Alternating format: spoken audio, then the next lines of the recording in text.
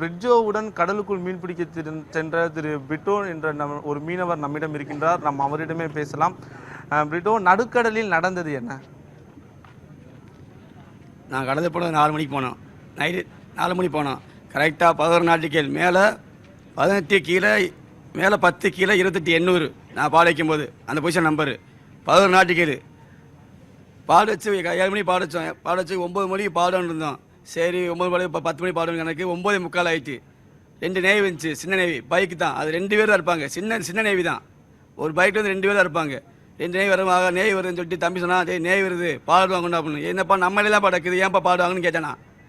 அந்த 2 நேவி வந்து எங்கள் சைடில் வந்து முன்ன வந்துட்டு போயிட்டா அப்படின்னு சொல்லிட்டு நாங்கள் பாடுவாங்கள்ல. கொஞ்ச நேரத்தில் பார்த்தா 2 பைக்கு போனது வந்து 10 பைக்காக வந்துச்சு. வந்த வேகத்துலேயே சுட்டாப்புல. சுடவுமே கம்பா தேடிட்டு அப்போ சுடும்போது கூட ஷூட்டிங் பண்ணல. ஒரு நாட்டுக்கு கரெக்டாக 11 நாட்டுக்கு 10 நாட்டுக்கு ஆகிட்டு. அதோட மாமா சுடப்போறான்னு பண்ணும்போது மாமாவுக்கு தலையை சேஸுக்கு ஃபோன் பண்ணுறேன். ஃபோன் போகாமல் இருக்குது.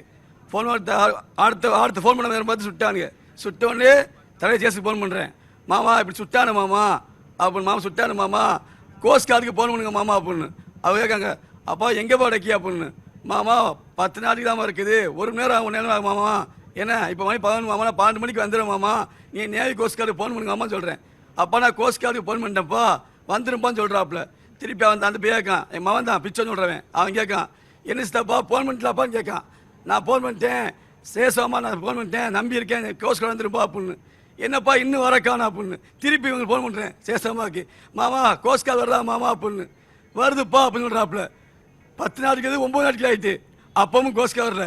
திருப்பி மாமா ஃபோன் பண்ணுறேன், மாமா கோஸ்ட் கார்டு தான் மாமா அப்படின்னு. அது சொல்கிறாப்புல, ஐயா கோஸ்ட் கார்டு வருது, நீங்கள் 16 சேனலில் கூப்பிடுங்க, கோஸ்ட் நம்பர் 16 சேனல் அதை கூப்பிடுங்கன்னு. நான் 16 சேனலில் கூப்பிடுறேன், கோஸ்ட் கார்டு லைனில் வரவே இல்லை. லைனில் கோஸ்ட் கார்டு வரவே இல்லை.